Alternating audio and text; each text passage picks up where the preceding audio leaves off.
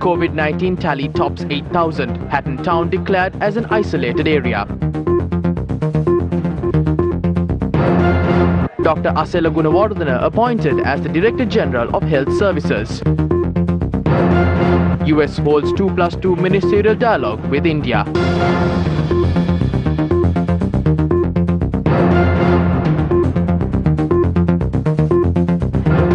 Hello there and welcome to Lunchtime News here on TV1. You're joining me, Devi Paldano. Now on to headline making stories this afternoon. The Hatton Town was declared as an isolated area today. Meanwhile, quarantine curfew is in effect across 65 police jurisdictions in the country. Army Commander Lieutenant General Shavendra Silva said the decision to declare the Hatton Town as an isolated area will come into immediate effect. 19 police jurisdictions in the vicinity of Colombo, 37 jurisdictions in the Gampaha district, 5 jurisdictions in Kuliapitiya, 3 jurisdictions in the Kalutara district and Hatton are under curfew. Police spokesperson DIG Ajit Rohana informed the public to avoid visiting bus stands and the train station in Petta and Colombo Fort since public transport services will not operate in those areas due to the quarantine curfew. He pointed out that public transport services had not been operating in compliance with the quarantine regulations in certain parts of the country.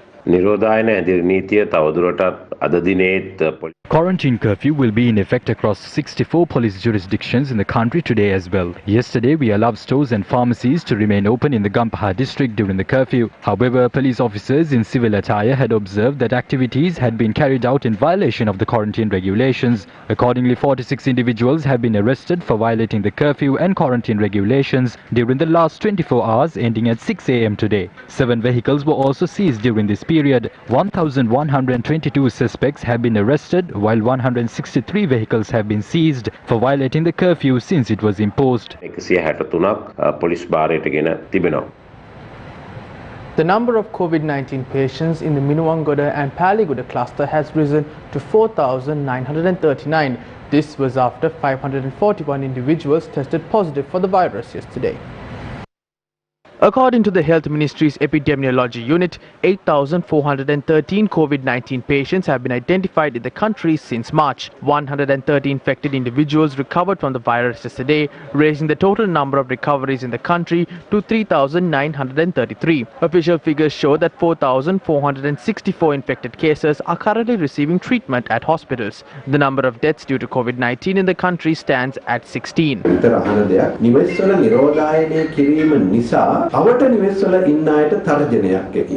A frequently asked question is whether the virus can be transmitted to a neighboring residence when a person undergoes quarantine at one's home. That is a myth. There is no possibility that the virus could be transmitted through the atmosphere in the environment. Anyone will not be infected by the virus through the air. Always keep in mind that it is not the infected individuals but their associates who are directed to undergo quarantine.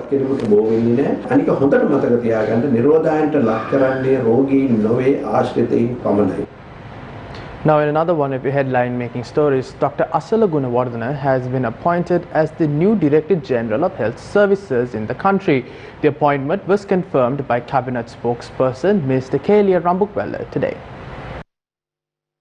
Dr. Asela Gunawardena had been serving as the director of the Kalabobila Teaching Hospital at the time of his new appointment. The newly appointed health chief holds a postgraduate degree in business administration from the Open University of Sri Lanka and Buddhist studies from the University of Kelaniya. Dr. Gunawardena served as the district medical officer at the Badal Kumara Hospital in Mondragala in 1994 and had also served as the Badulla Regional Medical Officer for Maternal and Child Health. He also holds the credit of serving as the Mondragal District Health Services Director from 2001 to 2003. In addition, Dr. Gunawardena has served in the capacity of Medical Superintendent at the Horana General Hospital and the Director at the Mulleriyawa Hospital. US State Secretary Mike Pompeo is expected to arrive in Sri Lanka this evening.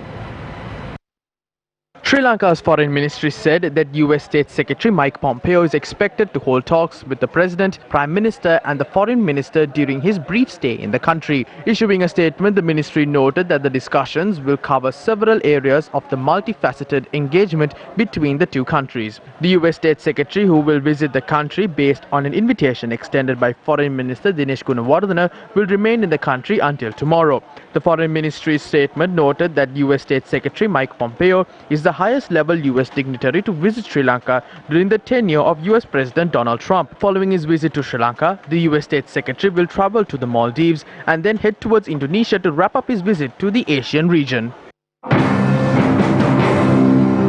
The India-US 2+2 ministerial dialogue got underway at the Hyderabad House in the national capital.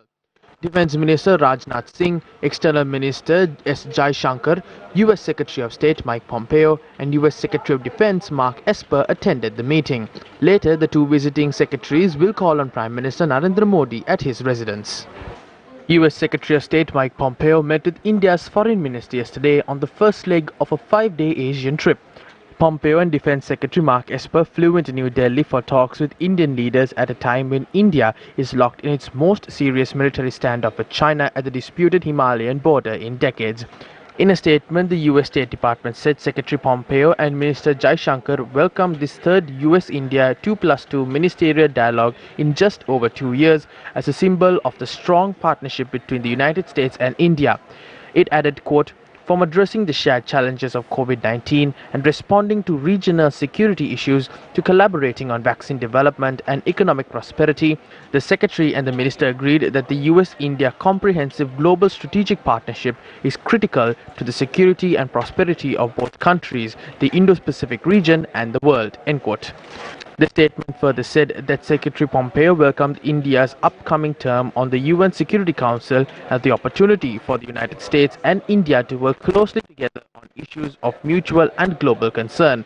Both leaders look forward to additional opportunities to further strengthen the US-India partnership.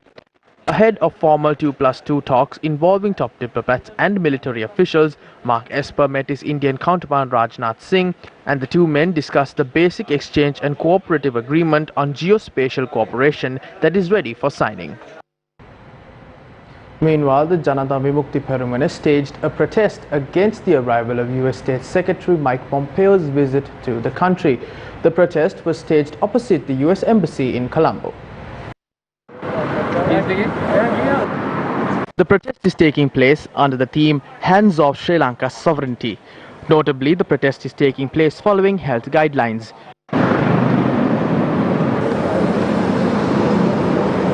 JVP MP Vijitha Herath, former MP Sunil Handuneti and a group of senior members of the party were also present.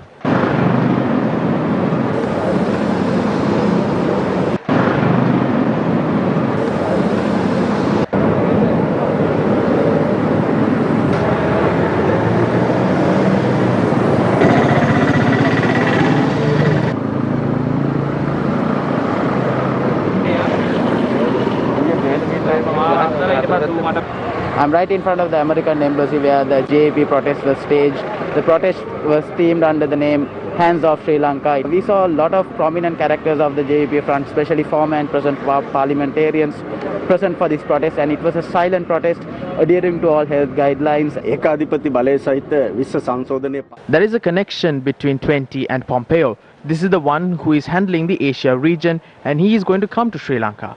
When we asked GL about the reasons for his visit, GL said he is just dropping by on his way back to the United States. All quarantine laws in our country are violated for this visit. The Sri Lankan government is under the United States now. He is coming to face the threat against China. This visit is happening to finalize the discussions on the agreements to sign between Sri Lanka and the United States.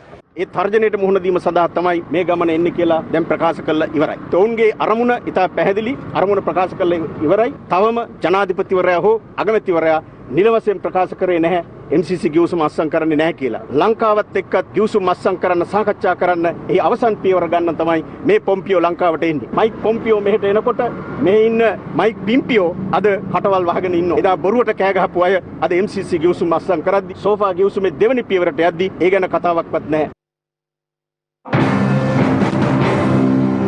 In a letter to the US ambassador, the JVP said it does not believe that the visit of US State Secretary Mike Pompeo is to do with a commitment to a strong, independent and democratic Sri Lanka. The letter insisted that the US had consistently sought to bring Sri Lanka under its influence and to drag the country into an unnecessary and costly global and regional power play. The JVP said it is well aware that the US is willing to violate every democratic and international norm and principle when it comes to protecting its interests. It added that the US government is pressurizing Sri Lanka to ink several military and trade agreements as part of these efforts. The party emphasized it will take all steps in its capacity to resist the ambitions of the US government to comprise Sri Lanka's regional and international independence. Why are these officials visiting the country? They are coming here to sign the MCC agreement. India is attempting to acquire one part of the country, the US is trying to acquire another part, and China another. This is part of a conspiracy to divide the country into three parts. Ultimately, we will not be able to do anything while the country is being divided into three portions. Efforts to this effect are currently underway. They have prepared an amendment to allow US citizens to enter Parliament to pave the way for these measures. මෙන්න මේ දේවල්ට අවස්ථාව ලබා දීම වෙනුවෙන් තමයි මේ දේවල් හැදි කරගත්තේ. නැති ඔය කියන ඇමරිකානු රාජ්‍ය ලේක When the US State Secretary visited the country under the previous government, they said that the Rajapaksa government does not treat the US properly. Now he is coming again. Anyone can visit our country under our administration. We follow an unaligned foreign policy. We are not committed to any country. This would ensure that other countries will not visit our nation based on any promise. When one country asks us not to engage in dealings with another country that is against them, is there any point of remaining silent? They will resolve their problems. There is no issue in engaging in a friendly discussion with them. It is wrong to argue that we will sign the agreements that were mooted under the previous government. We did not bring forward the MCC agreement. It was brought forward by the good governance government. Therefore, we will not take any policy decisions based on a visit or an agreement. යහපාලන ආණ්ඩුවෙන් ගෙන අප කරන්නේ. ඒ හින්දා කිසිසේත් ගිවිසුම් ගත පොරොන්දුවක් මත කිසිම විදේශ සංචාරයක් හෝ ප්‍රතිපත්තිමය ප්‍රතිඉන්දුවක් අපි ගන්නෙ නැහැ. And with that, of course, we wrap up lunchtime news here on TV1. For more news, log on to our award-winning website, that is www.newsfirst.lk. For the Newsfirst team, I'm David Paldana. Take care.